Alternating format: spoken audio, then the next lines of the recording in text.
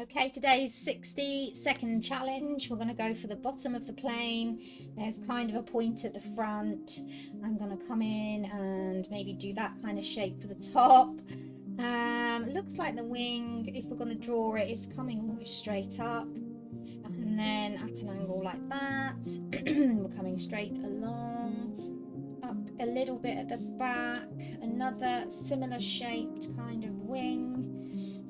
We need to make sure we've got one coming from the other direction, coming up round, coming up through the top. Okay, it's looking something like a plane. Up here we've got like the propellers, so we must put them in.